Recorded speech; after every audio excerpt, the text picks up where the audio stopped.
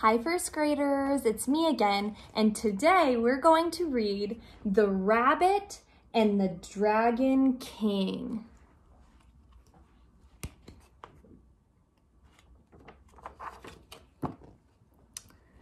One evening, the Dragon King stopped the festivities in his palace at the bottom of the sea. "I am going to retire to my chambers," he said to the queen. "I feel terrible." "Here we go again," mumbled the queen. She rolled her eyes and shook her head. As he slowly crawled away from the dining room, the king groaned and growled so loudly that the calm sea above suddenly turned turbulent. The following morning, all the Dragon King's closest advisors were summoned to his bedside. "As you all are aware, I am seriously ill," said the king. "In fact, I feel that I am not long for this world." He paused for a moment and turned to the cuttlefish, who was his personal physician, and he asked, "Isn't there anything you can do for me?" "Your Majesty, I have tried very hard to pinpoint your ailments, but have not come up with anything. I have tried every remedy and medicine in the kingdom to no avail," replied the disheartened cuttlefish. "It grieves me to say that I have run out of ideas." The queen moved over to where the pufferfish was floating. He was the court magician. She leaned down and whispered to him, "Just come up with anything. Belief, not medicine, is what he needs." The fish thought for a second. "Sire, you can be cured of all your nagging ailments if you simply eat the heart of a rabbit."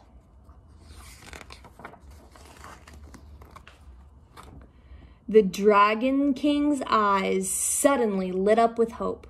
"Well then, who will fetch me a rabbit so I can be cured?" he asked. "I will deliver you one in no time at all," boasted the shark. His wide grin showed off rows of sharp teeth. "I will spear the rabbit with my sword," cried the swordfish. "I will present him to you on a skewer.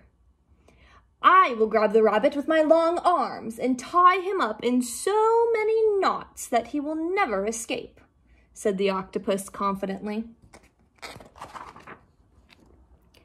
The turtle then shuffled his way to the front of the crowd. "Since I am the only creature here who can travel on both sea and land, I am certainly the most qualified to fetch the rabbit for you," he said to the king in a gravelly voice. "I am also the only creature here who even knows what a rabbit looks like, seeing how it was my grandfather who beat one in a race many years ago." "You are a splendid choice, turtle. I am confident that you, like your grandfather, will get the job done," said the Dragon King. "You can start your journey immediately."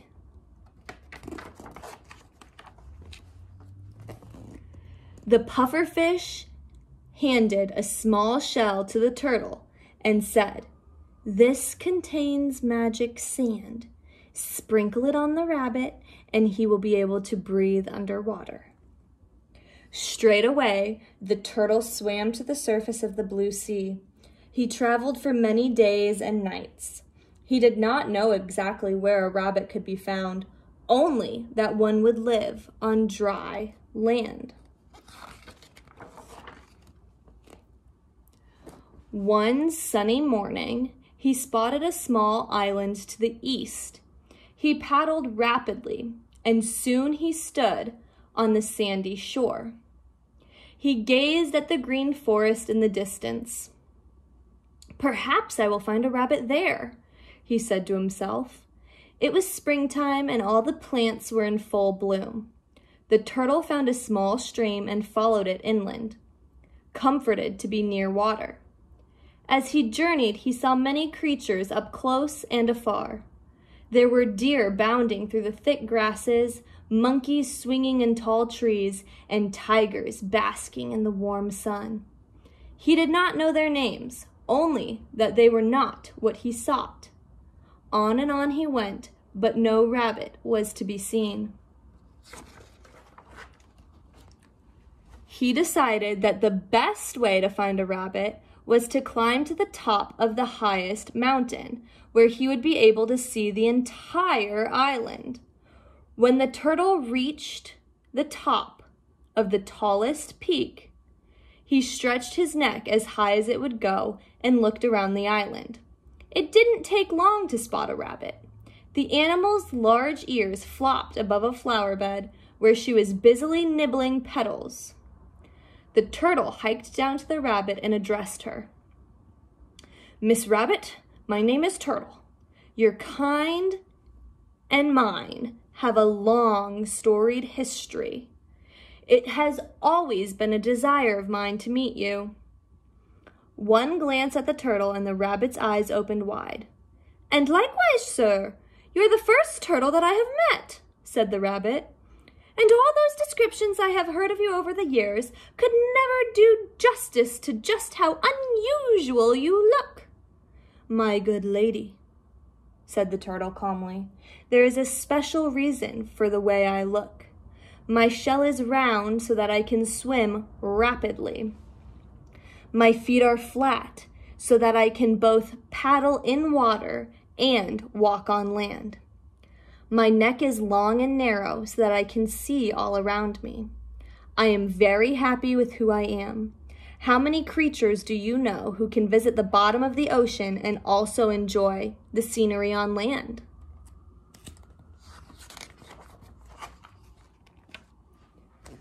"Perhaps you have a point," replied the rabbit. "I have also wondered what the bottom of the ocean looks like. Unfortunately, I will never see it." "Oh, it is the most beautiful place in the world," said the turtle eagerly. "At the undersea palace of the Dragon Queen, which itself is built of coral and pearl, there are gardens bright with colors you can only imagine. Fish glow in the dark. There is seaweed with a million sweet flavors." "How I would love to see them," the rabbit exclaimed. "I am tired of this place. Even the flowers and roots seem tasteless. I long for new things to see and to do." The turtle paused for a moment and then continued, "If you come with me, I will show you all these wonders. But I cannot breathe in the water like you." "I have the magic to make it possible," the turtle assured her. "Then let's be on our way," urged the rabbit. As they traveled to shore, the turtle kept up his talk about the beauties of the undersea world. The two of them then set out to sea. Knowing that the Dragon King's fate rode with him, the turtle paddled as fast as he could. The turtle and the rabbit kept a steady conversation, and the time seemed to fly. When the turtle finally arrived at his destination, he took the shell the magician had given him and sprinkled the magic sand on the rabbit. Then downward he swam with the rabbit holding on to the collar of his shell. There you can see the rabbit holding on to the turtle underwater. The turtle took the rabbit to the bedchamber of the ailing sea king. The poor rabbit almost died of fright when she saw the giant creature. Surrounded by an army of advisors, the Dragon King spoke. "Rabbit, I am the great king of the sea. Everything under the water depends on me. You are a small and insignificant creature. I dare say that no one depends on you. This entire kingdom is in jeopardy because I am dying. The court magician says I can be cured if I eat the heart of a rabbit. It is for this reason I sent the turtle to fetch you. I hope that you will not regret dying for such a noble cause."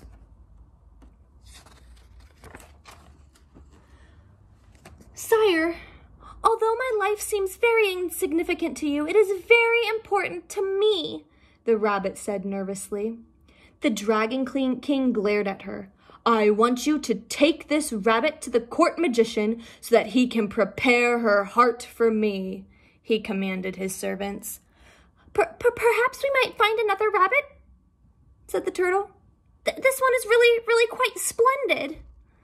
The Dragon King ignored what the turtle said. "I ordered you to take this rabbit to the court magician," he roared.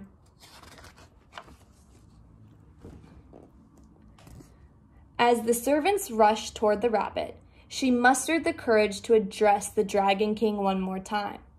"Your Majesty." "Get to the point, rabbit," ordered the Dragon King, who was becoming more impatient by the moment. "From my birth I've understood that my heart was a special gift from the heavens. I know this because I have more desire and determination to live than any creature, big or small. And that, sire, is because of my heart. But unfortunately, many creatures on the earth became aware of this special gift and begged me to give my heart to them to eat. I decided that the only way I could have any peace was to remove my heart and hide it in a secret place. Had I known what you needed, I would have brought my heart with me and given it to you, because I am convinced that the desire to live, which fills my heart, would certainly cure you." The Dragon King, hearing this story and seeing how calm and composed the rabbit was, decided that what she said must be true. He reached into a pouch that hung around his neck, pulled out a necklace of pearls, and handed it to the rabbit. "Go in peace and send your heart back with the turtle. This treasure should be fair compensation." The rabbit clutched the royal gift in her paw and bowed.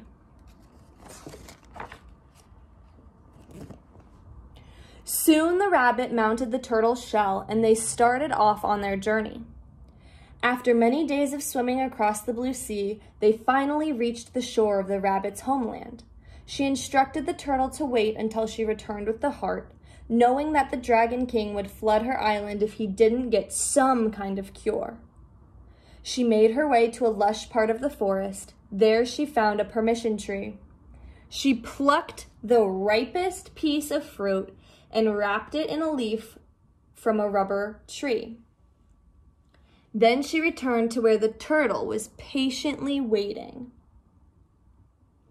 "Here is my heart for the Dragon King," she said, handing the persimmon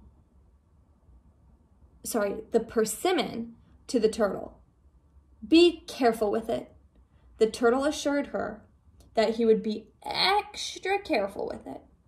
He bid the rabbit farewell and he headed back out into sea. As soon as the Dragon King swallowed what he believed was the rabbit's heart, he had a miraculous recovery. Thanks to the quick-witted rabbit and the seaworthy turtle, he regained his desire to live. In fact, it is said that he will live forever. Rabbit, who had seen the deepest sea, nearly at the cost of her life, never complained about her island home again. She was content for the rest of her days with the warm sun and the roots and the sweet flower petals. The end. I hope you enjoyed that story. Now make sure you bring out your blue prompt book and write your answer to the prompt and then upload it to Seesaw. Have a good night.